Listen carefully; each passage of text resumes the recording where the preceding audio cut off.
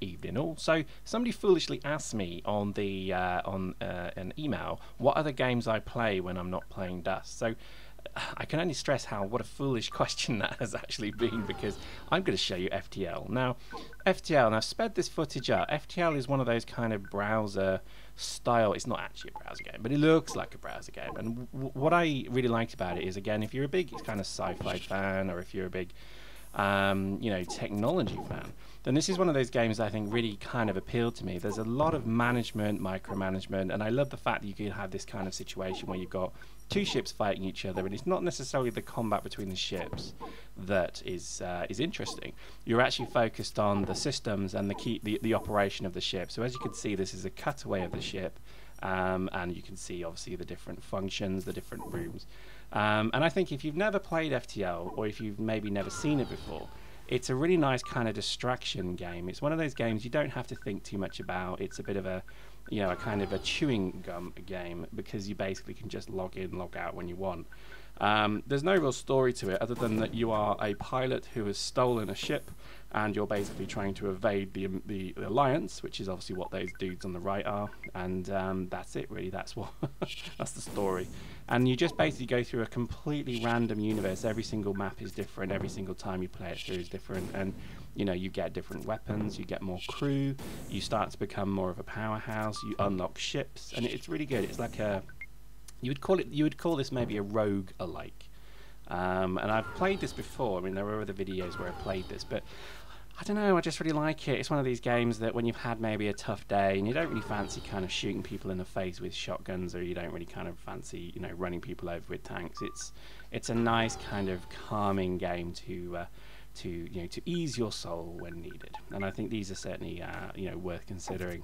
I think in terms of a game as well, it's cheap. It's like a couple of dollars.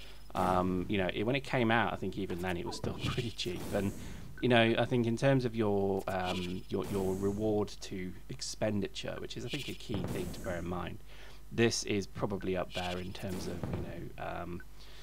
the amount of money you pay versus how much it'll entertain you. This has to be extreme, only because I think you'll play this for hours, and then all of a sudden you realize hours have gone by. Now again, it depends what kind of game you enjoy. I've always quite liked the idea of a ship moving through space, trying to keep the thing running, trying to keep it fueled, fighting off hosts of baddies and stuff like that. But ultimately, really, the engineering and the science of the ship is always quite interesting. So diverting power to certain parts of the system and so on. And as you can see, I mean, there's one dude in this ship now. Literally, this ship is piloted by one person, and he's having to kind of keep everything running. But as you kind of go through, you encounter different alien races. Oh, we've just rescued a guy, so we've got another dude there. That's awesome. So I think certain games like this, they're really good distractions in terms of just chilling out. And I think people forget that games they're not just there for entertainment, they're also there for all of the moods of the possible spectrum. Because I think sometimes I play games to relax as well. So sometimes you just want to almost kind of like Grand Theft Auto, for example. I don't know if you've ever played that. I'm sure you have.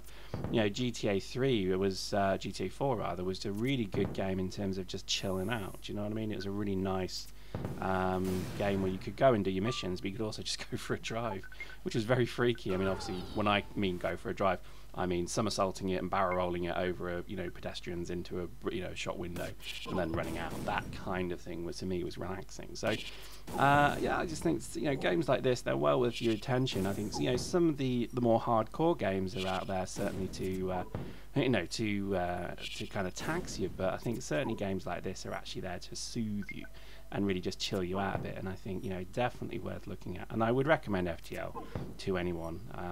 In terms of its just scope and capability, it's just it is nice. We first run, you'll play through, you'll die within the first 5 minutes, and that'll probably only get better as you as you kind of go forward. But eventually something will click, you'll get a really good crew. You could have a crew of 10, 15 people, well, not 15, but 10 people maybe, and then all of a sudden you've got a really good combat ship that pretty much can take anything on. And there is a storyline element to this, because eventually you confront the Empire, or the Alliance, whatever they're called, and you do actually confront their mothership. So it's actually quite a challenging battle. Now, random stuff happens. Like here you can see we've just had some intruders teleport on board from God knows where.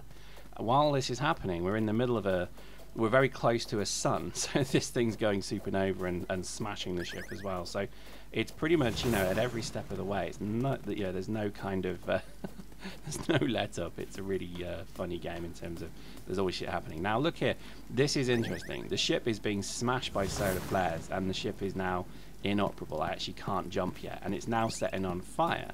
So this thing is going from bad to worse, and it really becomes like a, you know, a struggle to try and get everybody safe. Now, see, what I'm doing is I'm actually realizing I can't stop the fires, so I'm now calling as best I can, or I've jumped in this case. Now, that was a blind jump. And luckily, I was very lucky here to survive that. So the only option I have available to me is to fix the door control and then vent the whole cabin to space, so that the vacuum of space puts out the fire. Isn't that awesome? It's well cool. But to see the guys there fixing the door controls, because I can't automatically open everything.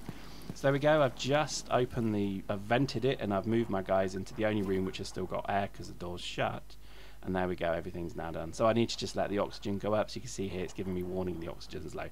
Oh God, it's an incredible game. Seriously, it's like one of the most stressful situations at times, but it's fun. It is relaxing, I promise. But it's kind of heightened in terms of, you know, just keeping you guys alive and do the best you can. And then now I've got to fix the entire ship. So you can see the whole ship is broken. Now I'm lucky there's no combat. I'm lucky there's no encounter here. This is basically hidden in the middle of a nebula, and I'm just repairing the shields and repairing the weapons, and then I'll go and repair the engine. And then we can get on our way again. But it's lovely, isn't it? I think it's such a great, you know, it's a great designed game. It's simple. It's, you know, it's simple graphics, but I just think sometimes games like this really do rock. So this is certainly one of the ways I spend my non Dust and Eve time on, and I'd heartily recommend it. I think if you're looking for a game that's pretty simple and fun, this one's for you. And again, if you love sci-fi, which I probably assume you do, then it's worth a go. And also, I think just in terms of the longevity of the game, it's one of those games you'll maybe spend a couple of bucks on, but what you'll get is a game that you'll probably keep playing for years to come, because it's all random, it's all encountered, and the core mechanic is that, you know, it's exploration. It's about survivability as well. So as you can see, jumped into an asteroid belt this time. FTL jumps, and then we're able to jump to the exit point. And then we're able to jump, in this case, to the next sector. Now, I'm upgrading as well, so it's very much like an RPG. As I get skill, I salvage scrap, and I can then basically use this as skill points to upgrade. And then we start to get better weapons, you start to get better stuff. Now, I'm in trouble. They are the toughest creatures in the game, the rocks, whatever they're called. And there's 3 of them on board, and this is pretty much lights out. Notice my hull is going down as well. This is a losing battle. I'm trying to keep my guys alive by just using the security systems, but it ain't looking good, and this is only going to go from bad to worse.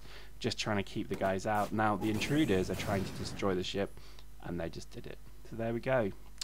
Hope you enjoyed that. That was FTL. Find it on Steam, or you can direct download it, and I think it's well worth your time. Hope you enjoyed that. See you next time.